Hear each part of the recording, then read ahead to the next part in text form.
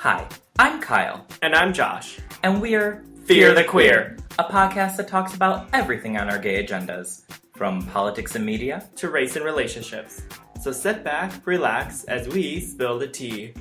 Fear the Queer. That was beautiful. That was good. I know. Thanks.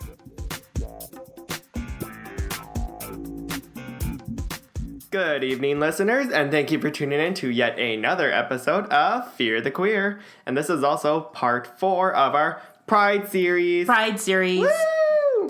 So for the past 3 weeks, we have discussed the history of Stonewall, big moments in both media and politics, and now we're going to just have come full circle and talk about what Pride means to us. We'll be talking about the parade, corporations that are involved with Pride, and, what we're doing this year. Mm-hmm. But before we begin, so Josh, what are we drinking tonight? So, I'm not gonna lie at all. I started the keto diet, which all you shamers out there, shut the fuck up, I don't want to hear it. He's angry because he's hungry. Yeah, it's very true. But I can only drink vodka. And so I'm drinking just vodka soda out of a wine glass with a straw. And I'm drinking a rosé because I'm not on the keto diet. Clearly.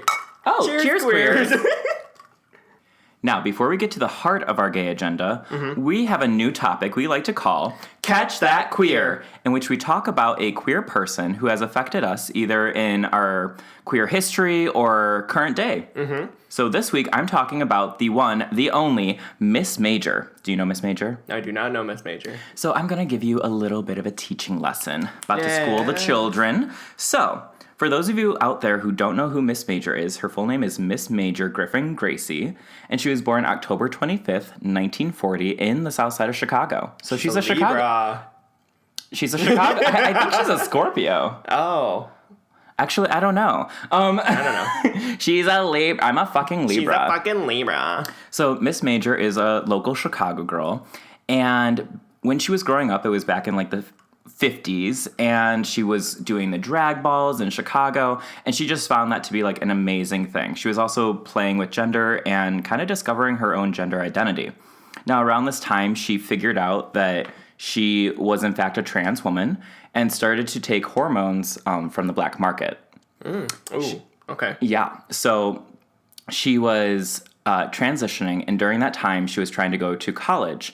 Now, the sad part is that because of her gender identity, they kicked her out of college twice. Wow. Yeah. So she kind of was like, you know what? Screw it. I'm going to New York. Yeah. Where dreams are made of. So she gets to New York, and she happened to be going to a bar, which she felt very accepted in. And that bar was the one and only Stonewall. Yes. She was, someone who went to Stonewall a lot. Now, she actually is part of the Stonewall riots, and she doesn't she doesn't get a ton of recognition as like Marsha P. Johnson or Sylvia Rivera does. Mm-hmm. I'm not really sure why, but we're learning about her now. So during that night, she actually was taken into police custody the first night of the riots, and she also had her jaw broken while in jail that night. Yeah, not a good thing. So after this, we've talked about it briefly about how a couple years have passed. We had the first Pride Parade in 1970. So in 1973, during a gay rally, her and Sylvia Rivera and other activists actually got on stage to talk about how trans people and people of color were not included in the gay movement at the time. Right. Sylvia Rivera was actually booed off the stage, and Miss Major was right there with her. So because she was a trans woman, she had to turn to, doing some shady things to make money to survive, and was actually arrested for burglary. Oh. And she was charged and sent to prison for 5 years.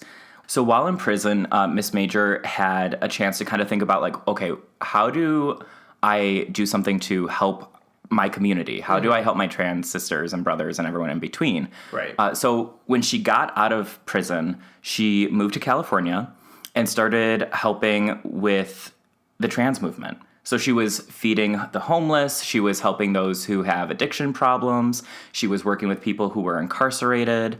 Yeah, very interesting, right? Yeah. And she, during the AIDS epidemic, actually was helping with funerals and with healthcare for those affected by AIDS. Oh, okay. So she was continuously organizing. And I don't mean to ask this. What's her ethnicity? Do you know? African American. Explains why she does not have very much credit to her name. Right. So while she was providing a lot of healthcare to those affected by AIDS, that didn't stop with her helping her trans sisters. So in the early 2000s, she ended up working with a lot of groups just with trans people directly. And she's always believed that helping the trans and genderqueer community was kind of like living on the outskirts of the law, because a lot of laws punish those who are gender nonconforming or people of color. And she believes that the prison industrial complex, as we know, does do that. They do target people who are Black and brown and trans and queer and in lower income communities.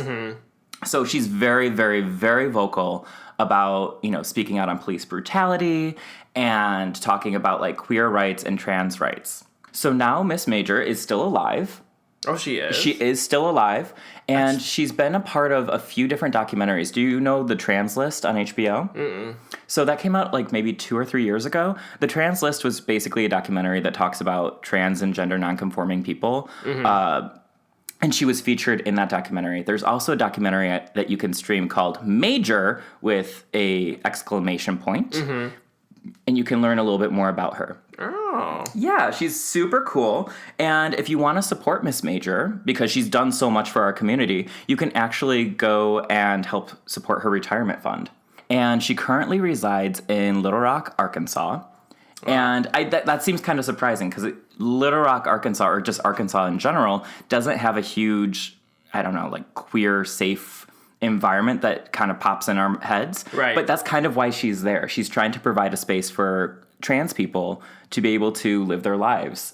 So she's still doing trans activism, and she's still getting her word out there. And you can always support her at fundly.com/Miss Major. And it goes like a month-to-month process to help her retire. Oh, that's really cool. Yeah. And she actually was on the cover of Out magazine this past February. Really? She was, I wonder if yes. I have that cover. You might, yeah. No, she's a super cool person. And I think it's just like, we just need to talk about her. Right. It's important to know your history. Right. Or reintroduce people to our history. And she has talked about how lately, I think, her activism is being recognized by kind of the white community and those who are kind of the gatekeepers of the queer movement. And she feels very conflicted with it, because she's like, well, here's the thing. Yeah, you're recognizing me for all my activism that I've been doing for all these years, but it's taking you so fucking long to do it. Right. It's kind of like, why now? But it's still good that we're talking about her. And that's a queer person that you now know. Catch that queer, honey. And if you want to follow Miss Major, she is at Miss Major 1 on Instagram.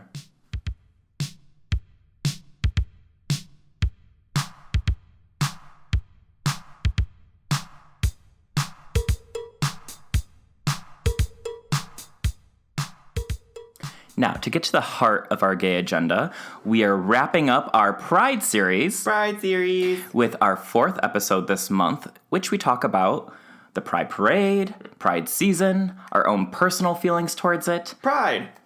Exactly, Pride! Pride! So, as we've talked before, the first Pride Parade happened in 1970, and it's the 50th anniversary of Stonewall. Woo! So, Josh, to get this discussion started, Yes. what was your first Pride like?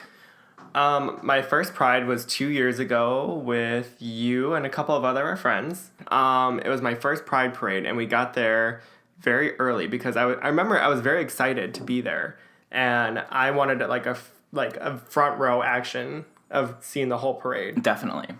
And so we got there super early, and I remember being so flabbergasted by all the people who were there, all the, not the floats, the floats. Yeah, floats. Yeah, the floats. The thing that people ride on. Right, The yeah, floats. yeah, the floats. All root the beer dancers, and I just remember afterwards, we just went to a friend's apartment, and we were just celebrating and being gay the entire day. And And I don't know, it's one of my top 5 favorite moments of being here in Chicago. I remember that day, like from start to finish. And Kyle's pouring. No, I'm pouring another glass of wine. Sorry. I need to be a little snockered. So was that the year that you had like a rainbow flag that you were like wearing as a cape? Was that the year? Yes, Do you that remember? was my first one. Okay, Yeah. that was your first one? Yeah. Oh, well, happy Pride. Yeah, because we didn't have Pride in Iowa. We didn't have any Oh, Pride really? parades. No. I feel like it's if just... we did, it was so small that I wouldn't have noticed. That's the thing is, like, there's a lot of Pride events happening in rural areas, except we don't always know about it. I mean, like, when I lived in Michigan, I didn't know about, like, Motor City Pride, and this year there's been, I mean, there was articles written about Motor City Pride because there were fucking Nazis there, which is just, like, so fucking disturbing. But Of course. we're trying to be positive. Right. When was that? Your first Pride was in Michigan, right? No, my first Pride was actually here. Oh, okay. It was back in 2012. And the day before was my friend Julie's birthday. Oh. So we partied, we drank a lot, and I knew that we were going to Pride. And it was me and my friend Brandon and my friend Alyssa. And I didn't really want to go because I didn't know what it was going to be like. I felt kind of overwhelmed and a little out of place because I was like, I don't look like these people. I'm not a go-go boy. I just wasn't ready. Right. So when we went, Alyssa, she was on the prowl and she was trying to meet up with some girl. So Brandon and I were like in the heart of Boys Town in Chicago. It was so warm out. I was so hungover. I had no sunblock on. I'm sweating. I needed water terribly. And we're watching the parade and we were both like just like overwhelmed by everything in like a positive and kind of a negative way. Cause like, yeah, hungover, but also positive that we were surrounded by queer people. Right. So all of a sudden, they always have like the religious institutions, like churches and stuff, walk in the parade that support LGBTQ plus people. And as they walked by, these two women behind us, they were like, oh, that's our church. And they were like a little bit older. They were like an older lesbian couple with their teenage son. And Brandon and I were like, oh my God, that you can go to church and be a queer person. And she was like, yeah, that's our church. And she was like, here. And she opened up an umbrella and she's like, we all need some shade, and gave Brandon and I some shade to stand under because we probably look like tomatoes. And she had like little bottles of water, and they were just like the sweetest like lesbian couple and kept us hydrated. And then we went home and just digested the day. So, I mean, since then, I feel like Pride has become more of a party get-together kind of thing. You know, you get together with friends, you want to kiki, you want to eat. Right. But I feel like Pride is kind of different for everyone. Like, you can be at home and just, like, hanging out and be by yourself for Pride. You don't have to be out at the parade. No. Because I feel like the parade can be overwhelming, especially for people with anxiety or who Definitely. suffer from, like, claustrophobic areas. Right. So I think that what's interesting too is like looking back at my first Pride, I didn't know very much about the modern gay history like we just talked about in the past few episodes. Yeah. So it's really interesting how 2017 Josh just thought that Pride just meant simply that, just pride of who you are, pride of what you know, who you are as a person, which in a way that's It kind of is. Right, it kind of is. But That's surface level. then we go in deep. Right, then we go in deep into the history of like how much it took to get to this parade where I can actually stand there, watch it, and celebrate who I am as a person. So I think on the 50th year of Stonewall, I bet you anything I'm going to cry this year. I think that's good. Yeah. I think it's good for you to cry. Yeah. I Cry, baby. Well, I cry a lot. You anyway. loser. No, you're not a loser. Anyway, so yeah, like I just feel like this year I'm very excited for it because I feel like there's just a lot of heightened like.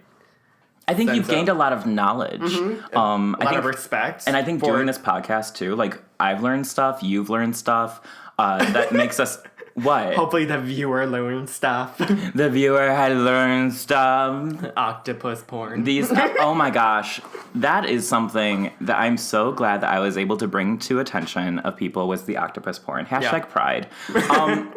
Yeah, I feel like Pride Month last year I was really overwhelmed with it because it was the first time I realized there were so many corporations jumping on the bandwagon to like support the queers. Well, I think last year was like one of the first years where it really happened. It was really overwhelming. It was. I remember my family came to visit from Iowa and Arizona, and they wanted to come. They didn't stay for the parade, but they wanted to come to the week leading up to the parade. Sure. And we went through a Target one day just to get like weekly groceries and things like that, and we saw all the Pride material. I remember there was Pride wines, there was Pride like paper cups and napkins. They had all these things, and I just remember last year being like, oh my God, this is so amazing. Like, I can't believe that all these corporations are now in support of us. Like, I never thought I could live to see that day. Give me 1 year. And I'm just like, You're like the bitter old, like, hag. Like, you're like, I see what you're doing. Well, I just remember, too, because it shocked my family of just, like, how they're just like, wow, this is so great. Like, you live in such a supportive city. Basically, they're just like, I didn't realize Chicago was so, like, gay-friendly. Which it is. Which, I mean, it is in general, but, I mean, they also base it off of the Target alcohol. I base how cities are going to Targets. Yeah. You gonna be a good city? You gonna be a bad city? I'm going to the Target to find out. No, I think, last year I was so overwhelmed because, like you said, like Target, but it was even like banks and police stations and McDonald's and every like local every shop. place had a frickin' rainbow on it. Yep. And it felt really overwhelming to me because it was like the first time, and I've been going to Pride since 2012, but it was the first time last year in 2018 where I was like, holy shit, like, there's so... It felt like, oh man, I have to live up to something. Right. Like, it was like corporations and society was like, you're gay this month, you need to be appreciative. Right, or live it up, like, as much as you can this month. Right, as opposed to just like, well, this is my life every day. Right. Like, every month is going to be queer for me. So I it was just very overwhelming last year. This year, I'm older. Yeah. And I am more... Wider. I'm wider. I'm wider and wiser this year. Yes. And I feel like I have more of like meat, like a media. Meat on your bones. I have some more meat on my bones. Listen, I get that you're hungry from your keto diet. I know. But you do not need to project onto me that you're jealous of this jelly. No, so you're right. Talking steak. Josh is like trying to bite me, and I'm just like, stop it, not now. Anyway. Yeah, it's weird because there is this sort of heightened intensity around it that it's almost like... Do you remember the scene in Snow White where she's like running through the woods? You see all those eyes on her. Like, yeah, it's like the trees. Yeah, I just feel like that's how we are during Pride Month right now. It's like corporations are coming to like, get us. Or it's just like giant rainbow flags, like everywhere. It's like, oh my god, gay.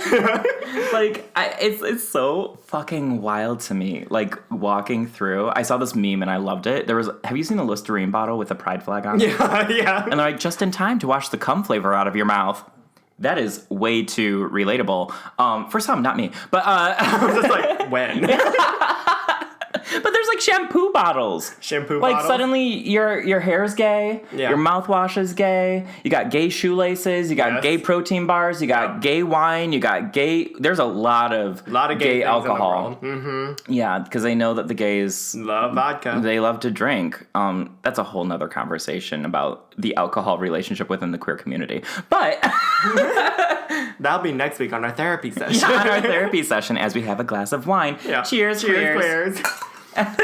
So, what do you take away from capitalism jumping on board of taking away from our community in a way and then forcing us to buy it again? It's such a weird thing because I feel like when it comes to like queer corporations, like queer-owned corporations or corporations and capitalist like stores and shit like that, when they have always been supportive of the LGBTQ community, I was like running out of air. I think... Like, I'm like, queer people get paid. Yeah. Like, we have to survive in this capitalist society. So, like, if queer people are making bank, I'm okay with it. Yeah. That being said, I feel like a lot of corporations and celebrities co-opt the narrative of the queer movement in order to, like you said, sell back our stories. Right. And It's so complicated because you don't want to reduce it to being like, oh, celebrities, like, you don't have the right to support us, you don't have the right to say, like, Right. because I feel like there's a lot of good intentions with a lot of, especially celebrities, where they're just like, use your platform to speak on the greater good, and by speaking out against homophobia or in support of LGBTQ rights, totally okay with that. But how far can you take it before it becomes like this weird, like, self-serving nonsense? Let's just say her name. Taylor Swift. Okay. If you haven't seen her music video yet, what is it called? You need to calm down. Don't tell me what to do. Look what you made me do. Look what you made me do. Yeah. Okay. Here's the thing about Taylor Swift. There's so many people who are just defending her blindly. Okay, little backtracking here. In case anyone hasn't seen it yet, Taylor Swift just released a new video to her song called You Need to Calm Down. Yes, I just already forgot about the song. It's kind of forgettable. Basically, the song in general is a support of LGBTQ rights and trying to talk back against homophobia and online haters and things like that. And in the music video, she gets a whole bunch of queer celebrities to feature in it, like the kids from Queer Eye, the kids from Queer Eye, the guys from Queer Eye, Laverne Cox, Ellen, Todrick Hall, all these big, well-known queer celebrities to feature themselves in her music video. And the plot of it is that they live in, like, this nice, happy town where everyone can get along, and outside of the borders are the people who are, like, the haters, and like the white, bigoted, like, Appalachian angry folk. Right. Which I kind of think is interesting, like, how I'm going to, not defend homophobes and things like that, but why were they only featuring, like, rednecks? Go off, sis, because, here's the thing. Mm-hmm. That completely erases all the, queer people who live in rural areas. Mm-hmm. And I don't know about you, but, like, not saying I support Trump supporters whatsoever. No. But I know a lot of people within my queer bubble, and my liberal bubble, mm-hmm. that are just as bad with how they treat me. So, I don't know. It just felt a little bit... It seemed a little reductive. Grasping, Yeah, and it also seemed... I can't think of the word for it, but it just... It was reductive. It was like, she was like the epitome of, okay, I put it like this. Imagine going to a drag show, mm-hmm. and you have, like, a white straight woman in a bachelorette party who jumps up on the stage in the middle of the drag show to make herself part of the show. That's what it feels like with Taylor Swift. Yeah. It feels like she's putting herself in the narrative to be the cool straight ally and amongst all these queer people. I will give it to her that she is raising awareness about the Equality Act, mm-hmm. but is that a trend that she's doing? Right, because when was this? Like 3 years ago, when she would refuse to talk about anything political to not stir anything. Right, and why is she only doing it during Pride Month? Now, granted, I do think it's better late than never. I would much rather have Taylor Swift be political now than never be political. But it is interesting how it was released during Pride Month. She is an artist who is selling her music at the end of the day. So in a way, it benefits her by releasing this type of mm-hmm. material, And it comes with, like, the streaming, like, numbers rack up, and that equals into her getting more money in her pocket. Right.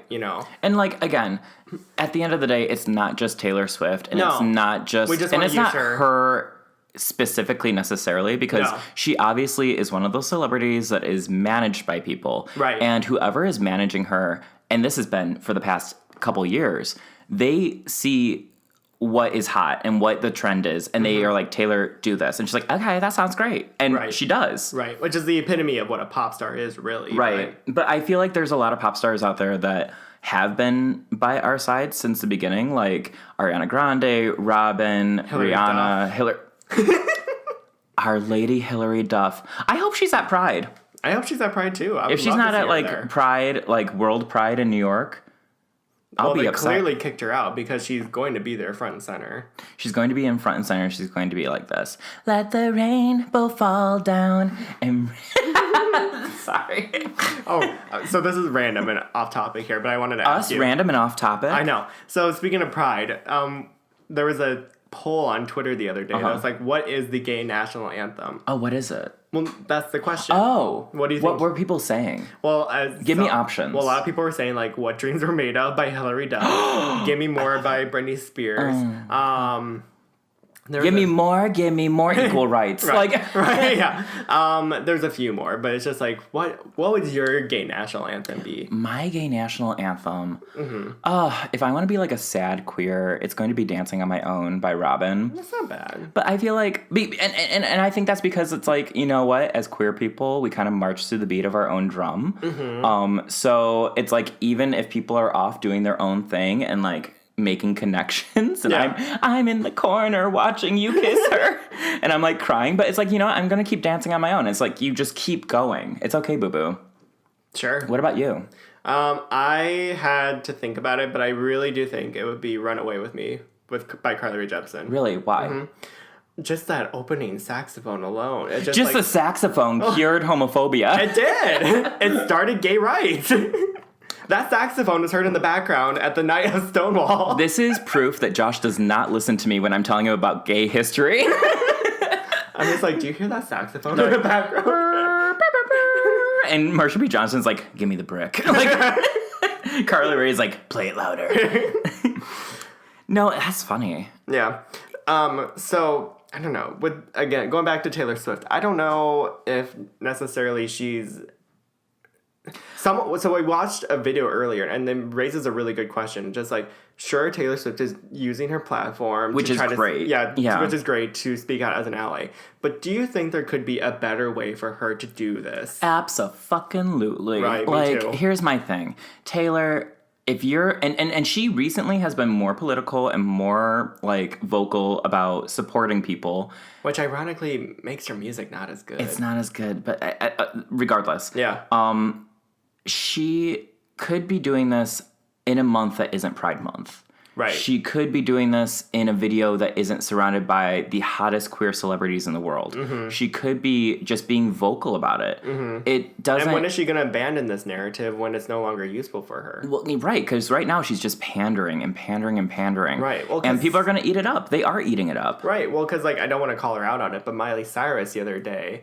had to apologize because she recently made an interview about how she can't connect to rap music anymore. And people went off on her, be like, oh, well, remember when you used to use rap to further your career and now it's no longer relevant to you?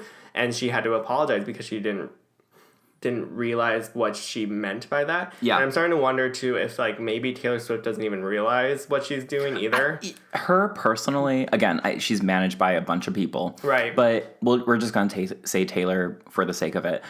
I don't think she does realize it. I think that she is... I do think that, obviously, she's an LGBTQ ally. I don't doubt that she doesn't support equal rights. I don't doubt that. Right. And I recognize that is a positive thing that she's doing. But her and other celebrities that just jump on, oh, it's hot right now because she isn't selling singles to the, white rednecks that she features in the music video anymore. Right. I think that's terrible. I think that's terrible to just, like, make it into a fad. Because being queer is not a fad. I'm queer all year round. This isn't a fad. Where are you going to be? Like, Taylor released a song in September. Or like talk about the Equality Act 2 months ago. Right. Like, where are you right now? Or constantly. Like, be vocal. And you know what? If she continues to do this and she's doing it for the next 10 years, then more power to you, sis. Yeah, we'll eat our words. But like at the same time, I'll eat my words, you won't. You're on the keto diet. I feel like we're sponsored by... there's carbs in this. There's carbs in my words and thoughts. Just mine. I'm 90% mayonnaise. So... I don't know. I feel very complicated about it because I appreciate when people are supportive for good purposes, but I don't appreciate how she's going about it. Watching the video made me feel icky. Like, it made me feel weird. Really? It did. It made me feel like it was like having like a straight girl be like, you need to support gay rights. And I'm just like, oh my God, I am. Like... It felt weird. It felt very odd. And I think because she surrounded herself with, like, queer people, she's marketing to queer people now. And it's kind of like shouting into a cave. Like, it's just coming right back at her. Right. You know what I mean? Yeah. Okay, so enough about Taylor Swift, though. Let's talk about the Pride Parade again. Yeah, okay, so the Pride Parade, it's interesting because, like, over the past few years, since Trump got elected, it has become more political or, like, politically charged. You see a lot more politicians there trying to show their support and also probably jumping on the queer bandwagon. Right, pandering for votes. But you also see a lot of cops at Pride. And that makes me feel fucking weird. Yeah, because especially now knowing that the first Pride was in commemory of the fact that we fought against the police. Exactly. For our rights. Did you hear that the New York City Commissioner, police chief, he actually gave an apology about Stonewall and said what happened that night was not right and we are at fault. Oh, really? Just this year. He said it wouldn't be right to be having the 50th anniversary of Stonewall and continue to not say that what the police did was wrong. Okay. And it's weird because, like, part of me is kind of like, you know what, a little bit too late. But at the same time, when do we see people in power apologize for the faults of the past? Not very much. Not very much. And No. I kind of I would appreciate rather. it. Well, I was going to say, I don't think it's too little too late because... No. There's a lot of healing that needs to happen. I don't Right. trust cops. So are you saying that cops shouldn't be there? I don't, it's hard to say who should be there to be quote unquote protecting or like keeping the peace. For me, I feel like a lot of cops don't keep the peace. Here in Chicago, we have Dyke March, and Dyke March, there's no cops allowed, and it's perfectly safe. They have security that isn't involving any kind of like Police militarized police. So I am just confused why. Well, I'm not necessarily confused because I know why they do it, because it's all about control. But the city of Chicago controls Pride. So they're going to put the police force in there. Yeah. I just don't know if it's appropriate, though.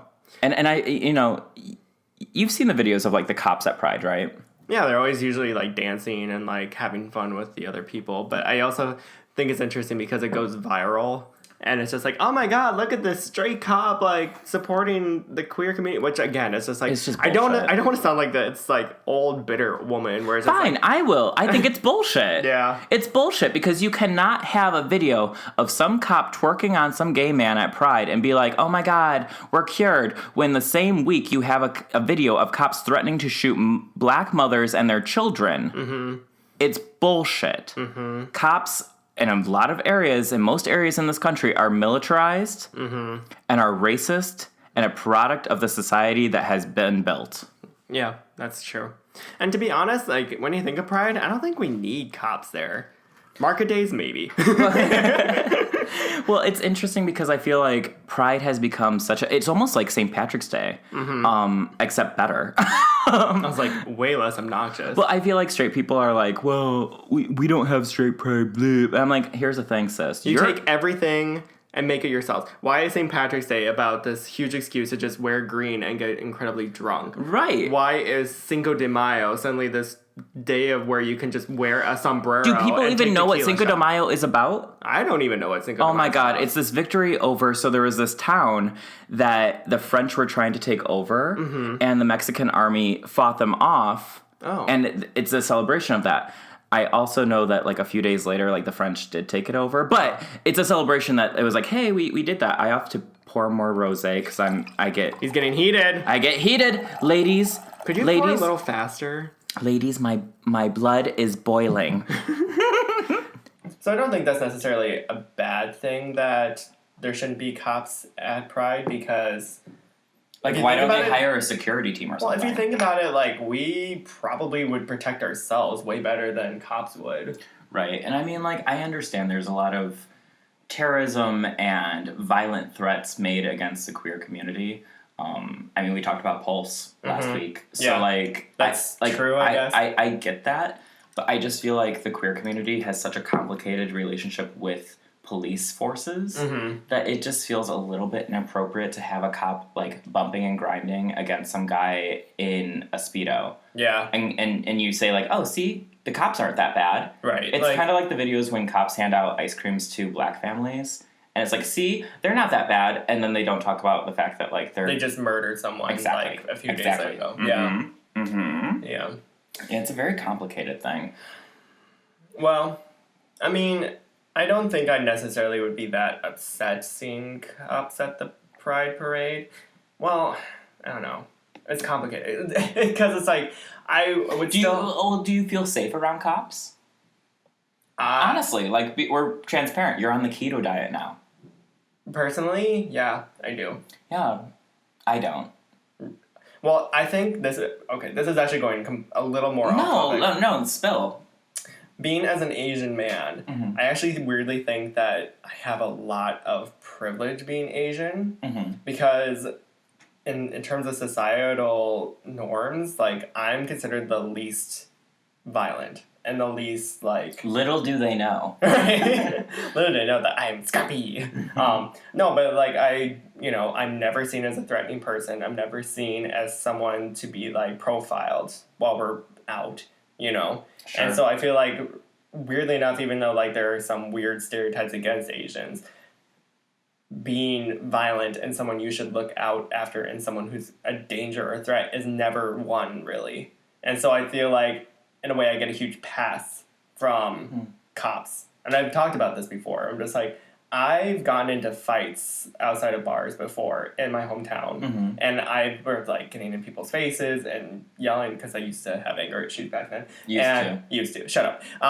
And cops would just tell me to calm down and then go home. I don't know. But this is me. I don't feel safe around cops. Mm-hmm. At all. I've had bad experiences with cops. I've had cops profile me, which is a joke because I fucking pass as, like, some white guy. I don't know. I don't trust cops. Mm-hmm. In the same way that I don't necessarily always trust straight people when I first meet them. When you have a history of I guess, I don't want to say violence or hatred put against you, it's going to take some time to rebuild that trust in a group of people. You know, it's kind of like, to me, it's kind of like, I get when people of color are like, well, fuck white people. Because I'm like, right. Yeah, you've had years and years, centuries of white people colonizing and being terrible.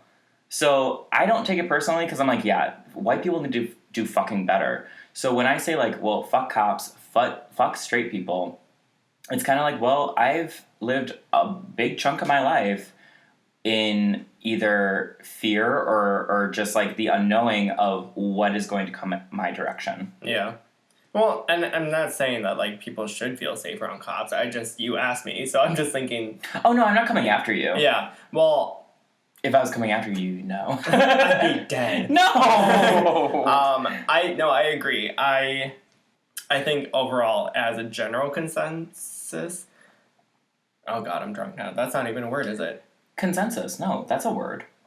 See, I'm so drunk I didn't even think that was a word. He graduated college. This just shows you don't need a college degree to know the word consensus is a real word. Yeah. Anyway. Do you need water?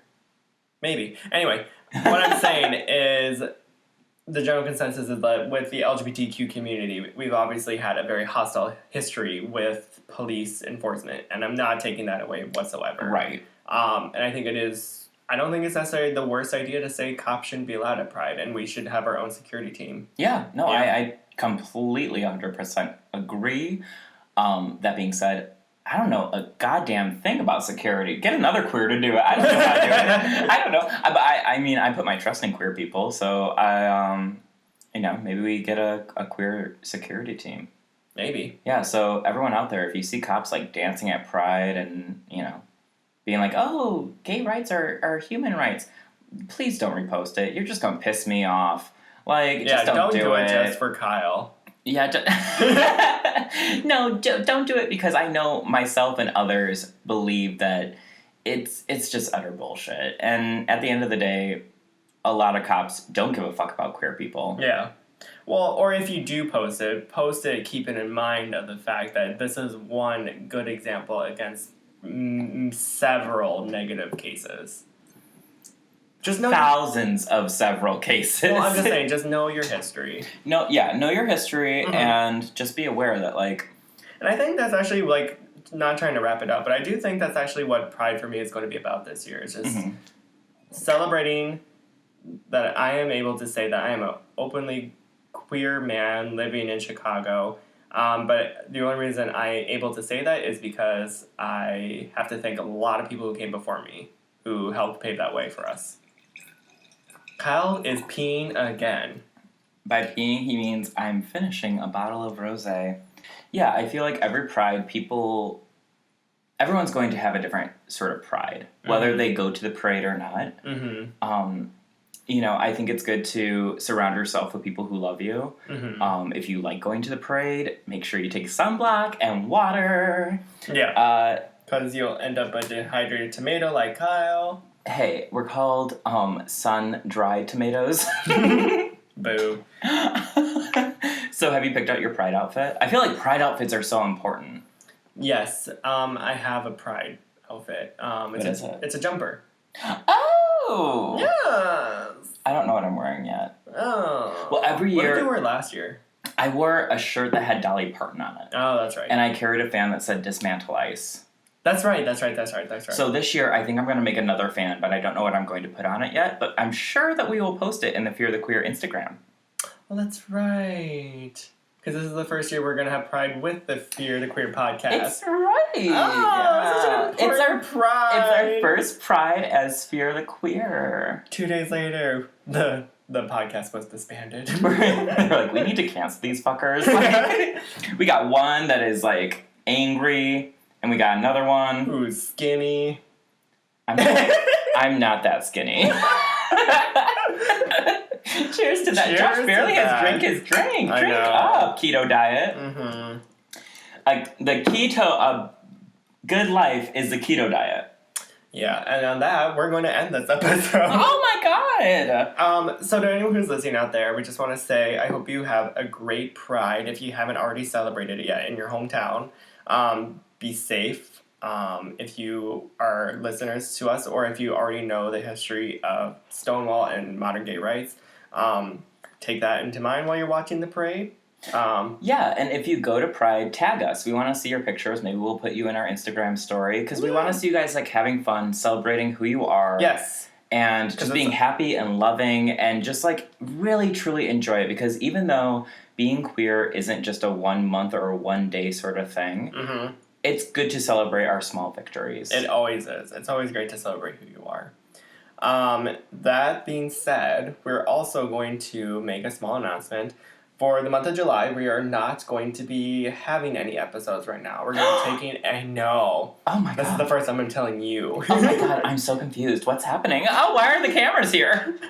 So we're going to take a small break during the month of July to refocus and release new content, so that way when we come back in August, we have everything in line prepared for you guys. We'll be fearing and queering even more than before. Yes, and somehow Kyle will be even louder than he is right now. Which is a surprise, because I am fucking loud. No, I will be even louder, because, you know what, I'm just angry the world's coming to an end. I think people should take a drink every time I say the world's coming to an end. Well, so far they would have taken 2 drinks.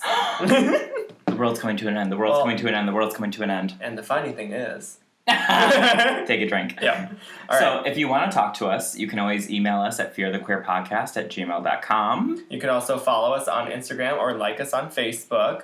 You can also follow us on Spotify, Apple Podcasts, and SoundCloud. And as always, I'm Kyle. And I'm Josh. And we're Fear the Queer. Bye! Happy Pride! I know you were going to do that. I was.